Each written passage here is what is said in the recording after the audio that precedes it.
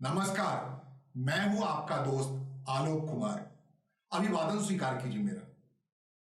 साल की शुरुआत में मतलब 2026 की शुरुआत में पत्रकारिता जगत से माने हमारी जगत से जो सबसे बड़ी खबर आई वो खबर थी ललन टॉप के संस्थापक संपादक सौरभ द्विवेदी ने इंडिया टुडे ग्रुप छोड़ दिया। उसके बाद से 6 जनवरी के आसपास की बात है। उसके बाद से अटकलों का बाजार गर्म रहा। अपने अपने हिसाब से सबने अटकलें लगाई। किसी ने कहा कि इंडिया टुडे ग्रुप को कबूल नहीं था कि उनका कोई कर्मी या पत्रकार का ब्रांड उनसे ज्यादा बड़ा हो जाए, ज्यादा धवल हो जाए, ज्यादा साफ हो जाए, तो उन्हें नौकरी से निकाल दिया गया। किसी ने कहा कि ललन टॉप के संस्थापक को एक अच्छी पारी का कोई ऑफर मिल गया जिसकी वजह से उन्हें छोड़ा है।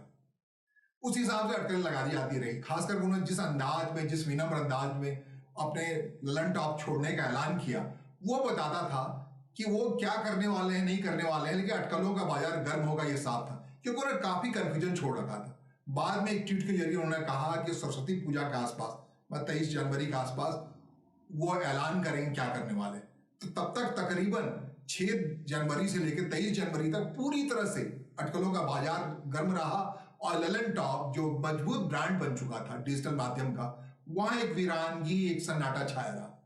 क्या पता कितने व्यूअर आए नहीं आए, लेकिन एक लगता था, एक मर्माहत वाली स्थिति थी। वही सौरभ द्विवेदी के पुराने जितने उन्होंने जो नेता नगरी किया था या जो कार्यक्रम किए थे, जो इंटरव्यूज किए थे बड़े तगड़े तगड़े सहज और सौम्य भाषा में, वो सभी वहां चलते नजर आए, काफी चले। ललन टॉप को काफी फायदा हुआ होगा व्यूअरशिप के लिहाज से। टीआरपी का पूरा खेल है। आज तक जैसी एजेंसी, आज तक जैसी संस्था टीआरपी को काफी महत्व देती है। तो उसका जो टीआरपी बॉय था सौरभ द्विवेदी छोड़ने के बाद वो ज्यादा टीआरपी दे गया होगा जाहिर तौर पे कि संस्थान का प्रोडक्ट तो ललन टॉप है। जैसा कि आपने कहा कि ललन टॉप जब सौरभ द्विवेदी लाए थे 12 साल पहले, तब उससे पहले वो दैनिक भास्कर ग्रुप को छोड़ के आज तक ग्रुप में ज्वाइन किया था फीचर एडिटर के तौर पर। और उन्होंने एक सुझाव दिया, प्रस्ताव दिया कि ललन टॉप के नाम से एक ब्रांड लाना चाहते हैं, डिजिटल प्लेटफॉर्म लाना चाहते हैं। कहते हैं कि जो संभ्रांत माहौल है इंडिया टुडे के अंदर, लोगों को ये कबूल नहीं हुआ कि इंडिया टुडे जैसा बड़ा ग्रुप, बड़ा नाम का ऑर्गेनाइजेशन, वो ललन टॉप जैसे छिछोरे शब्दों वाला, भाषा वाले प्लेटफॉर्म को कैसे कबूल करे। तो शुरू में काफी वर्षों तक, इनफैक्ट 3-4 वर्षों तक ऐसा लगा कि सौरभ द्विवेदी का ये ब्रांड है और सौरभ द्विवेदी इसको चमका रहे हैं और सौरभ द्विवेदी ही लेके आए हैं। बस कई कितनी काबिल तारीफ वाली बात है। वो तकरीबन कुल मिला के 2013 में उन्होंने शुरू किया ललन टॉप तो खुद ओन किया कि जैसे सौरभ द्विवेदी लेके आ रहे हैं। उनके पत्रकारिता का इतिहास कोई ज्यादा बड़ा नहीं है। वो 2006-07 बैच के Indian institute of mass communication जो जेएनयू से जुड़ा हुआ संस्थान है, उसके प्रोडक्ट है। वहां से वो चले गए। उस समय उनके बैच के तमाम लड़कों का जो क्रेज होता है या बच्चों का क्रेज होता है, सब टीवी में जाने का फैसला किया था उस दौर में। उस बैच में ज्यादातर जो प्रतिभाशाली थे। सौरभ द्विवेदी ने बड़ी कोशिश करके नवभारत टाइम्स ज्वाइन किया एक पत्रकार के तौर पर, और जो अखबार की ताकत होती है दरअसल वही पत्रकारिता की असली ताकत होती है। उसमें उन्होंने रिपोर्टिंग करना सीखा, उसने वहां पत्रकारिता के वो गुर सीखे, कॉपी एडिटिंग क्या होती है, तमाम चीजें होती है। और वहां से उठ के चले गए दैनिक भास्कर ग्रुप में। दैनिक भास्कर के चंडीगढ़ एडिशन में उन्हें न्यूज एडिटर या सह न्यूज एडिटर के तौर पर काम करने का मौका मिला। वहां से वो आज तक आए थे, एक फीचर एडिटर के तौर पर आए थे। और उसके बाद वहां तकरीबन मोटे तौर पे 2010 में, वो 2011 में आज तक ज्वाइन किया और 2013 में ललन टॉप का प्लेटफॉर्म शुरू किया। और कहते हैं किसी ने ओन नहीं किया। पहले 2-3 साल तक बिल्कुल लगता रहा कि ये ललन टॉप सौरभ द्विवेदी का है। जब उसकी टीआरपी मिलने लगी, जो डिजिटल प्लेटफॉर्म पे वो छाना शुरू हो गया, उसके नेता नगरी कार्यक्रम हो या फिर इंटरव्यूज के अलग अलग नाम से हो या जो भी करंट अफेयर्स के इश्यूज हो, बड़े बड़े जितने बड़े, छोटी सी टीम थी उनकी, लेकिन जितने बड़े नाम हो सकते हैं वहां जा रहे थे। कहते हैं आज तक को ये मुनासिब नहीं लग रहा था, हिंदी का सबसे बड़ा ब्रांड है वो, कि उसके यहाँ लोग बड़ी मुश्किल से आते थे, समय नहीं दे पाता था। डिजिटल माध्यम की एक खूबी है कि आप तसल्ली से किसी व्यक्ति को इंटरव्यू के लिए समय ले सकते हैं।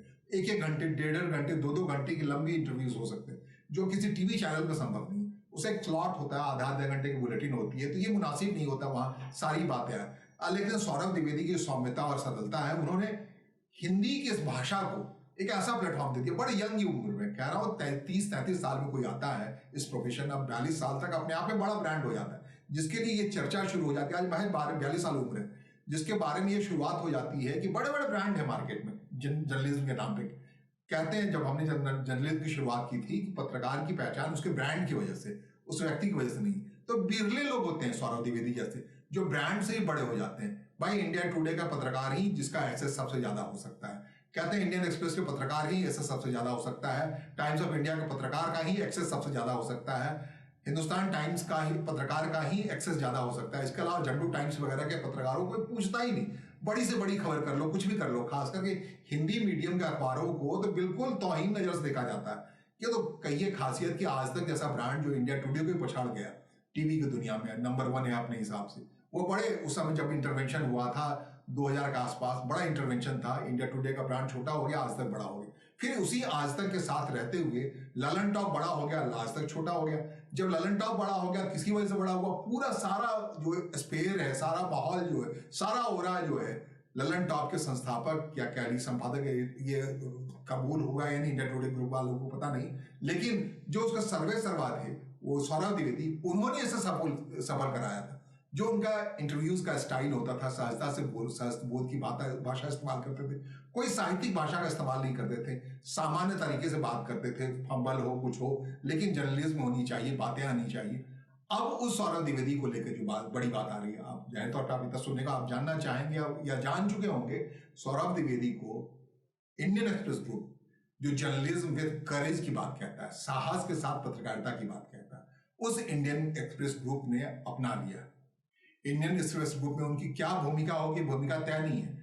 जो अनंत गोयनका है, विवेक गोयनका के पुत्र, जो एग्जीक्यूटिव डायरेक्टर है उसके, उनको बड़ा पसंद आया। उनको लगा कि जो इंडियन एक्सप्रेस अंग्रेजी में है उसकी बातें, आज की तारीख में इंडियन जर्नलिज्म की बात करें, इंडियन एक्सप्रेस ही एक ऐसा अखबार है जिसको मोटे तौर पर पढ़ा जा सकता है, समझा जा सकता है। उसकी भाषा ही रामनाथ गोयनका की दी हुई है, जर्नलिज्म विद करेज। सत्ता से भिड़ जाना, लड़ जाना उसके स्वभाव में है, या फिर सत्ता के दबाव में आके चीजों को नहीं दबाना उसके स्वभाव में है। आज की तारीख मोटे तौर वही बचा है, बाकी सब कुछ तो सत्ता उन्मुख हो चुका है। ऐसा नहीं है इंडियन एक्सप्रेस पूरी तरह सत्ता उन्मुख नहीं है, लेकिन वहां एक स्कोप है, बार बार कुछ ना कुछ स्पिन फैल हो या बाकी चीजों खबरें अगर कोई देखने को मिलती है तो इंडियन एक्सप्रेस नहीं दिख रही है। इंडियन एक्सप्रेस वैसे एक हिंदी प्लेटफॉर्म है जनसत्ता, लेकिन समय रहते रहते जब तक प्रभास जोशी थी तब तक वो जनसत्ता का नाम था, बिल्कुल धूमिल सा हो गया, कमजोर सा हो गया, ब्रांड बचा ही नहीं। अब इंडियन एक्सप्रेस का अनंत गोयनका ने तय किया है कि इंडियन एक्सप्रेस की चीजों को, जिसके सहारे डिजिटल मीडियम के लोग उन्हीं की खबर को, इंडियन एक्सप्रेस खबर को पढ़ करके उसे बता करके डिजिटल स्पेयर पर जब से डिजिटल माध्यम आया है, खास करके यूट्यूब का माध्यम आया, हीरो बने पड़े हैं। जितने बड़े ब्रांड के नाम ले लें जो यूट्यूब पे चमक रहे हैं, वो सब इंडियन एक्सप्रेस की खबरों को पढ़ करके चमक रहे हैं, उसी पढ़ के बताने का। उसकी भाषा चूंकि अंग्रेजी है और हिंदी मीडियम में छा जाते हैं उसकी बातों को बता करके। अब इंडियन एक्सप्रेस ने, उसकी जो एग्जीक्यूटिव डायरेक्टर है अनंत गोयनका ने तय किया है, अब इंडियन एक्सप्रेस की बातों को हिंदी में इसी डिजिटल प्लेटफॉर्म पे हो तो सौरभ द्विवेदी लेके आए और उस ब्रांड को चमकाए। हिंदी जनसत्ता से पॉसिबल नहीं था, जनसत्ता की वो स्थिति नहीं थी, वो ब्रांड उतना बड़ा नहीं था। जो करेज वाली बात है, जो प्रभास जोशी के जाने का लगभग खत्म हो गया, और मोटे तौर पर अब इंडियन एक्सप्रेस ही एक ब्रांड के तौर पर बचा है जिसमें कुछ कुछ देखने को मिलता है। तो अब सौरभ द्विवेदी के जिम्मे आया है कि उसके जो एडिटर इन चीफ हैं इंडियन एक्सप्रेस के, राजकमल झा, अपने आप में बड़े नाम है उन्होंने हाल के इंडियन एक्सप्रेस बना रखा है, उसकी भाषा को संवार रखा है, उसको करेज को दिखा रखा है। जितने इन्वेस्टिगेटिव जर्नलिज्म आती है, जो कुछ भी चीजें आती है वहाँ, वो राजकमल झा की देन है। बड़े साधारण, जो बड़े अपने आप में बड़े साधारण और सौम्य सरल व्यक्ति हैं, और सिर्फ कहते हैं वो खबरों को ही चेंज करते हैं। रिपोर्टर उनकी नजर में तब चढ़ता है जब अच्छी खबर लाता है, नहीं तो फिर कोई बात नहीं, सामान्य बातों लोग नहीं उलझते। वो कहते हैं आते हैं शाम में और रात 2 बजे तक जाते हैं। आज की तारीख में एडिटर नाम की संस्था में कोई अच्छा व्यक्ति बचा पड़ा है तो ही राजकमल झा है, और अनंत गोयनका ने राजकमल झा के जिम्मे सौरभ द्विवेदी को लगा दिया है। अब सौरभ द्विवेदी इस राजकमल झा के पैमाने पे, सोच के पैमाने कितना सही ठहरते हैं नहीं ठहरते, ये देखने वाली बात होगी। लेकिन सौरभ द्विवेदी जो अपने आप में एक बड़ा ब्रांड हो चुका है, ललन टॉप, मतलब सौरभ द्विवेदी ललन टॉप महीने भर से ज्यादा वक्त हो गया, और उनके जाने के बाद कह रहे हैं वो विपासना करने चले गए तो लोग अटकलें लगा रहे थे, क्या करेंगे, अपना निजी लाएंगे, क्या करेंगे नहीं करेंगे। लेकिन सौरभ द्विवेदी निजी कोई प्लेटफॉर्म तैयार करने के बजाय फिर से ग्रुप में चले गए हैं। अब ग्रुप में किस ढंग से उभर पाते हैं नहीं पाते हैं, या अपनी मर्जी का काम कर पाते हैं नहीं कर पाते हैं, क्योंकि इंडिया टुडे ग्रुप में उन्होंने खुद ललन टॉप शुरू किया था, तो अपना जो काम का शिष्टाचार था, काम करने का तरीका था, उनका बनाया हुआ था। इंडियन एक्सप्रेस एक स्थापित ग्रुप है, उसका एक ग्रुप की कोई डिसिप्लिन होती है, उस डिसिप्लिन के अंदर ही काम करना पड़ेगा। क्या उस डिसिप्लिन के अंदर काम करते हुए सौरभ द्विवेदी इंडियन एक्सप्रेस में ही कोई ललन टॉप जैसा कोई बड़ा ताकतवर ब्रांड बना पाएंगे, उसी सौम्यता से, उस सरलता से चीजों को ला पाएंगे, या फिर एक घेरे में ही घिरे रहेंगे? ये तो समय ही बताएगा। इसके लिए हमें प्रतीक्षा करनी पड़ेगी। लेकिन उदारता की बात जहां तक है तो अनंत गोयनका जिस ढंग से वहां व्यवहार कर रहे हैं, जिस ढंग से उस अखबार को नया सिरे से उभार रहे हैं, हर जो आइडिया एक्सचेंज का इंटरव्यूज का पेज होता है उसमें अनंत गोयनका मौजूद होते हैं। ये सारी चीजें जो दिख रही है मालिक के पत्रकारिता के प्रति अभिरुचि को लेकर, उस माहौल में अगर सौरभ द्विवेदी अच्छे से पनप जाए तो एक जर्नलिज्म विद करेज वाली बात फिर से स्थापित हो। क्योंकि एक वीरानगी है पूरे, अगर जर्नलिज्म की बात करें तो वहां करेज के साथ कोई बात नहीं कर रहा। आज की तारीख में लगभग 12 साल हो गए प्रधानमंत्री नरेंद्र मोदी की सत्ता में आए हुए, तब से शनय शनय शनय करके जर्नलिज्म का जो धार है कुंद पड़ता जा रहा है, रफ्तार धीमी पड़ती जा रही है, लोग सोते जा रहे हैं। लोग पत्रकार भी कोई चीज होता है या हमारे आपके बीच में मास कम्युनिकेशन का कोई मीडियम, मजबूत मीडियम होता है जो करेज के साथ चीजों को कह पाता है, वो बातें खत्म होती जा रही।